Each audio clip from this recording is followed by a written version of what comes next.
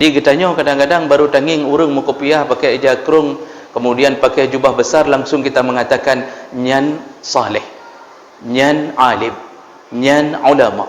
Baik, itu sebagai penghormatan, okey, tidak bermasalah.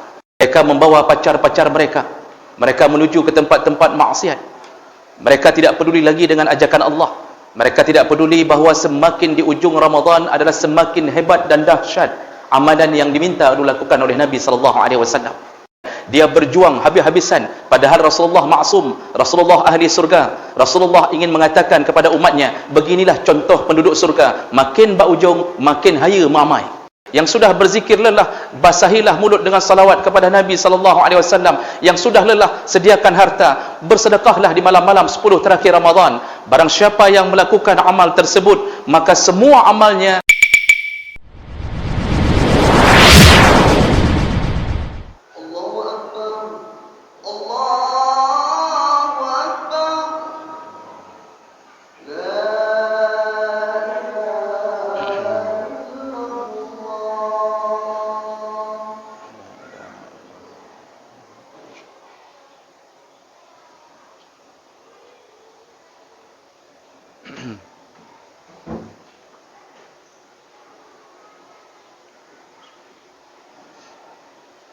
Alhamdulillahi Rabbil Alamin, wa bi ni'matihi tatimmu s-salihat. Asyhadu an la ilaha illallah wahdahu la syarika lah, wa asyhadu anna Muhammadan 'abduhu wa rasuluhul karim. Allahumma salli wa sallim ala nabiyyina wa sayyidina al-Mustafa Muhammadin wa ala alihi wa ashabihi ajma'in. Amma ba'd. Ya ibadallah, usikum wa iyaya bitaqwallah, faqad fazal muttaqun. A'udzu billahi minasy syaithanir rajim. Bismillahirrahmanirrahim. Wa'bud rabbaka hatta ya'tiyakal yaqin. Segala puji bagi Allah, kemudian salawat dan salam kepada Rasulullah, pada keluarga dan seluruh sahabat-sahabatnya. Sidang jemaah Jumat yang Allah muliakan insyaAllah di dunia dan di akhirat. Dalam salah satu ayat Allah, surah Al-Hijr ayat 99, Allah Subhanahu wa taala mengatakan, wa'bud rabbaka hatta ya'tiyakal yaqin. Sembahlah Tuhanmu, beribadahlah kepada Allah sampai datang keyakinan kepadamu. Seluruh ahli tafsir menerjemahkan dan menafsirkan kalimat keyakinan adalah kematian, karena sesuatu yang paling diyakini adalah mati. Jadi maksud ayat itu, sembahlah Allah sampai engkau mati. Jangan berhenti sembah Allah kecuali kematian yang menghabisi. Cuma melakukan Allah. Ayat ini mengisyaratkan kita bahawa jangan merasa puas dengan amalan yang sedang kita lakukan sebelum kematian datang kepada kita. Kita dituntut untuk terus mengerjakan amal sampai melihat malaikat maut berhadapan dengan kita. Dan jangan pernah merasa bahawa kita adalah ahli surga. Dan juga jangan pernah berputus asa seakan-akan kita adalah ahli neraka.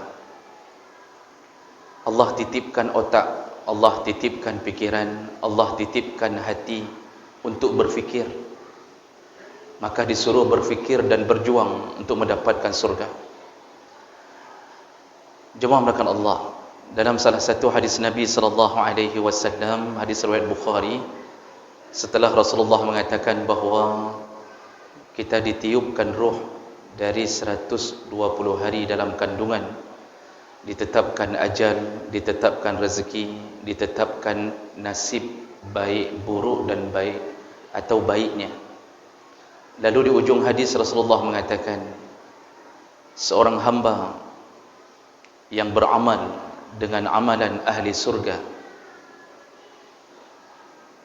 sekira-kira dia dan surga hanya tinggal sejengkal. Jadi saking hebatnya amalnya, amal-amalan penduduk surga, berbuat baik terus-terusan, sampai orang mengira antara surga dan dia hanya sejengkal. Saking dekatnya amalnya menjadi penduduk surga. Tapi apa yang terjadi? Kata Rasulullah, ketika kematian datang kepadanya, bisa jadi dia beramal dengan amalan ahli neraka, maka nerakalah dia. Rasulullah menyambung, ada orang yang beramal dengan amalan penduduk neraka. Jadi sabi-sabi dalam maksiat, selalu dalam keadaan berbuat dosa. Kalau Allah menginginkan dia, kalau seandainya kematian akan mendatanginya, maka dia akan beramal dengan amalan ahli surga, maka masuklah dia ke dalam surga. Jemaah mereka Allah, hadis ini menunjukkan bahawa kita ini benar-benar berada di dalam genggaman Allah. Tapi Allah tidak menzalimi kita dengan menuliskan nama kita di surga dan neraka. Allah tidak akan menzalimi kita seakan-akan kalau kita jatahnya neraka, ya tetap neraka. Sehingga ada orang yang merasa putus asa, untuk apa kita beramal? Kepu tak pebut amai menyongnan katanya cit lambak pintu neraka kepada oleh Allah. Kepu tak amai. Itu sudah ditanya oleh sahabat. Ketika Rasulullah menggambarkan takdir Allah atas surga neraka, kata sahabat, untuk apa kita beramal ya Rasulullah? Kalau seandainya sudah ditetapkan surga dan neraka, apa jawaban Nabi? Ya'malu, beramallah, dengan amal itu engkau tahu nasibmu. Jadi ujung-ujungnya ternyata Allah menentukan nasib kita bukan pada diri Allah, tapi pada keinginan kita sendiri. Yang maha damang surga, beramallah sampai mati. Allah tidak akan langgar janji.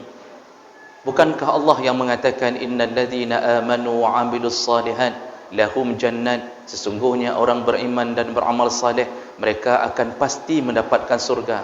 Mamanya kagak peduk nan dalam pintu neraka, kepa Allah gak kenyan. Untuk apa Allah mengatakan yang beriman dan beramal saleh pasti surga? Berarti dipulangkan kepada kita. Cuma cerita dalam hadis tadi supaya kita sadar diri bahawa bukan kita yang memilih keputusan akhir, tapi Allah lah yang menentukan keputusan akhir. Karena surga milik Allah, neraka milik Allah. Galak-galak Allah, yaghfiru liman yasha wa yu'adzibu man yasha. Jadi bukan kita yang mengatur Allah, tapi Allah lah yang mengatur kita. Nyan yang kena pegah. Ujungnya Allah ingin mengatakan, engkau hambaku, akulah Tuhanmu. Galak-galak lum, donyanya atalum, surga atalum, neraka atalum, galak-galak lum, aturan-aturan lum.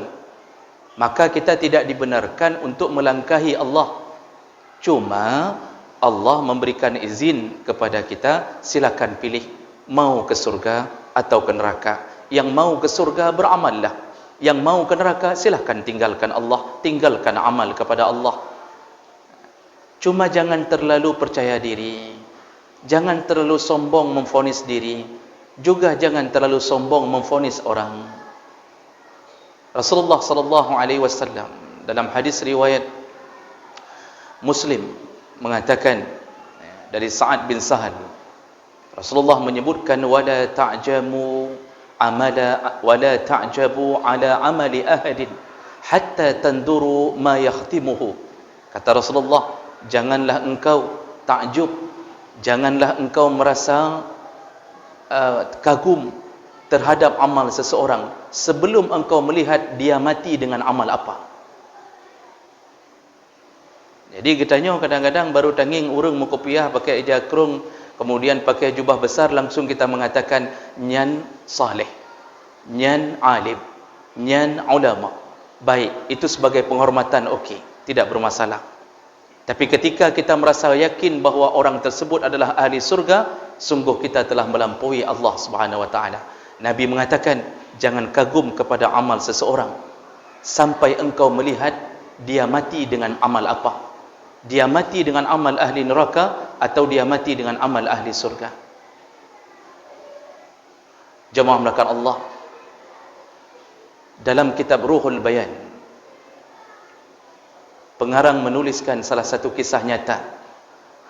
Di salah satu tanah Arab, ada seseorang ketika sedang berhaji, dia melakukan tawaf. Penulisnya menuliskan kisah, dia mendengarkan ada seseorang bergelantung di kain Kaabah, lalu dia mengatakan, ya Allah, matikan aku dalam keadaan Islam. Terus-terusan dia mengulang itu, dan tidak ada doa lain. Sehingga yang menuliskan kisah ini mengatakan kepada orang yang berdoa itu saja, dia mengatakan, tidak ada doa lainkah engkau yang bisa engkau panjatkan ke Allah? Kenapa engkau hanya memanjatkan doa, ya Allah, matikan aku ke dalam Islam, matikan aku dalam Islam, terus-terusan? Lalu orang ini berhenti sebentar dari doanya dan mulai menceritakan, aku berdoa ini karena pengalamanku terhadap saudara-saudaraku. Aku punya 2 orang bersaudara, aku punya 2 orang lagi saudara, dan kedua-duanya muazzin di masjid.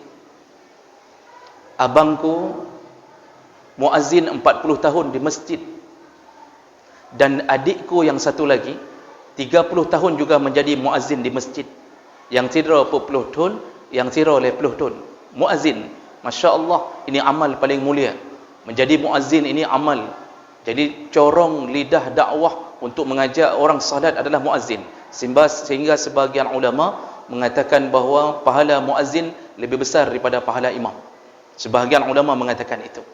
Dan nanti para muazzin di akhirat nanti dipanjangkan lehernya sebagai tanda bahawa mereka lah yang dulu memanggil-manggil nama Allah untuk mengajak orang salat.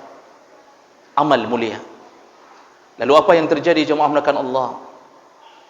Orang ini melanjutkan ceritanya. Ketika abangku yang 40 tahun jadi muazzin meninggal dunia, mau meninggal dunia, sakaratul maut. Lalu dia mengatakan kepada kami, ambillah Quran. Kami mengira disuruh ambil Quran agar dia membaca untuk terakhir hidupnya. Tapi ternyata apa yang dia katakan, dia pegang Al-Quran lalu dia mengatakan, mulai hari ini aku berlepas diri dari Al-Quran dan aku keluar dari agama ini. Akhirnya dia menjadi Nasrani. Setelah dia mengikrarkan jadi Nasrani, kemudian meninggal dunia. Dan yang satu lagi ternyata sama-sama murtad. Dari situ aku mulai khawatir. Kata yang mengatakan doa tadi, ya Allah, meninggalkan aku dalam keadaan Islam. Dari situ aku mulai khawatir, bagaimana nasibku nanti. Kami berbuat baik berpuluh tahun, tapi ternyata ujung hidup kami begitu.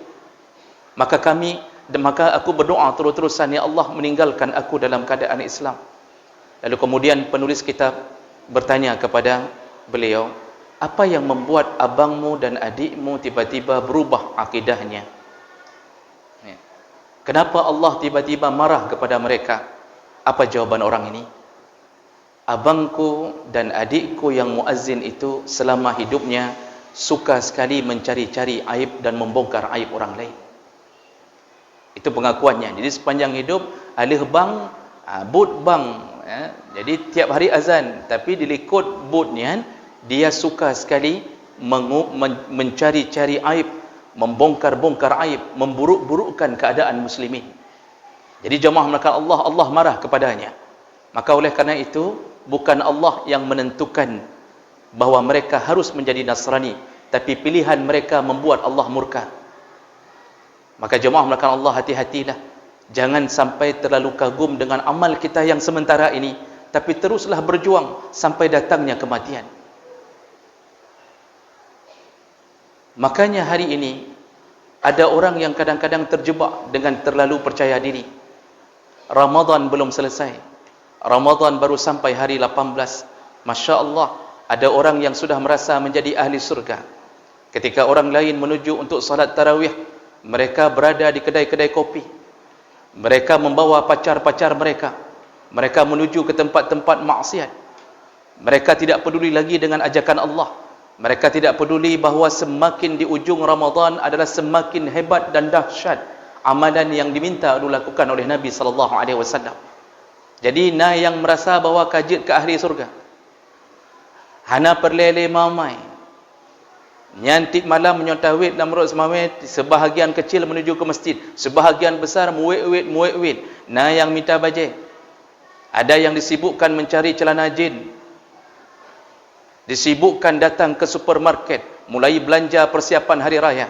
Padahal Rasulullah sallallahu alaihi wasallam, kata Aisyah radhiyallahu anha, "Iza dakhala al-ashrul awakhir." Rasulullah ketika sudah mulai masuk 10 terakhir Ramadan, apa yang dia lakukan?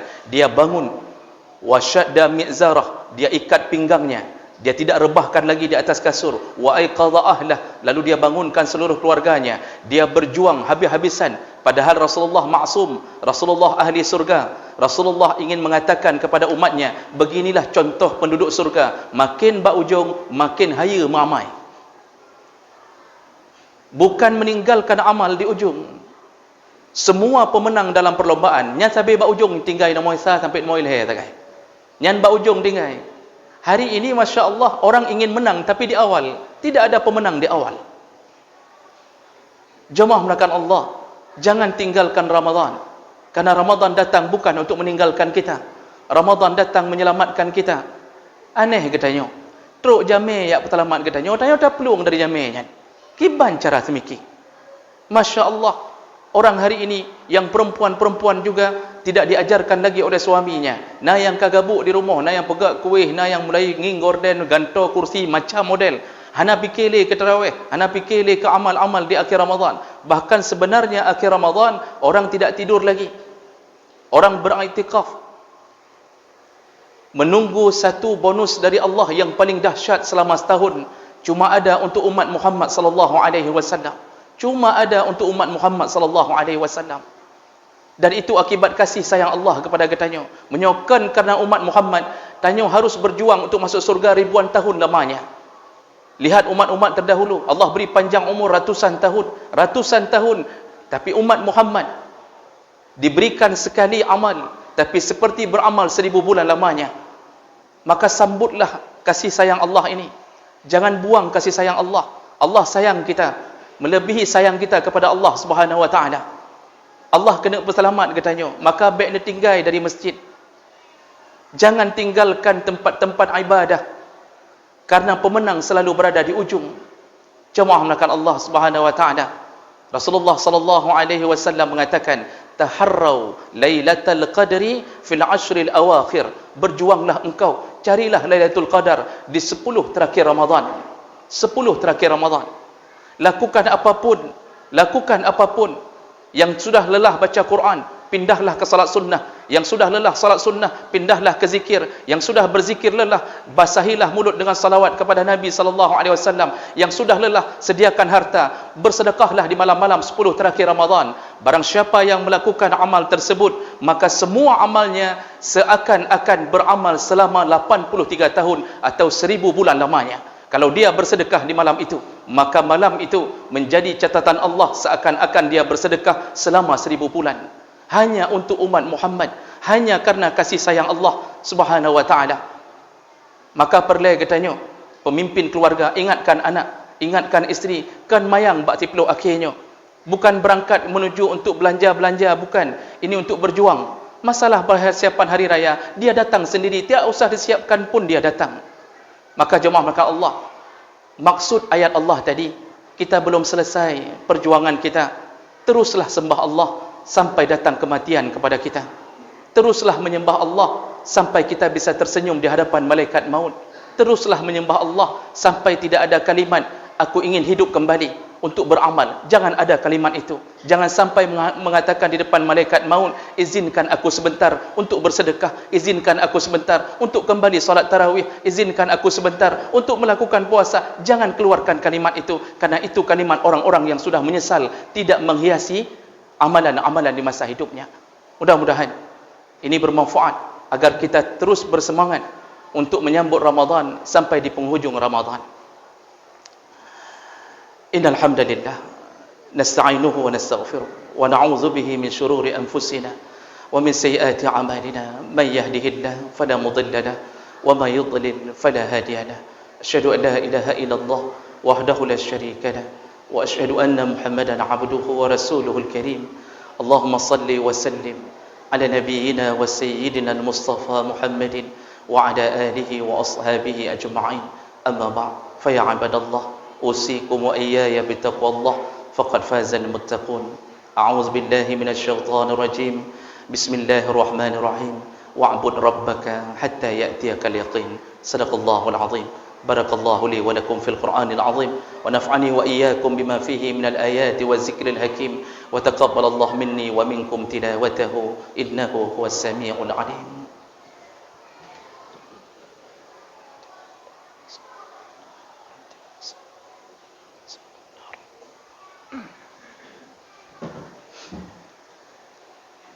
الحمد لله رب العالمين وبه نستعين على أمور الدنيا والدين. أشهد أن لا إله إلا الله وحده لا شريك له وأشهد أن محمدا عبده ورسوله الكريم. اللهم صل وسلم على نبينا وسيدنا المصطفى محمد وعلى آله وأصحابه أجمعين. أما بعد فيا عباد الله اتقوا الله حق تقاته ولا تموتن إلا وأنتم مسلمون. أعوذ بالله من الشيطان الرجيم. بسم الله الرحمن الرحيم.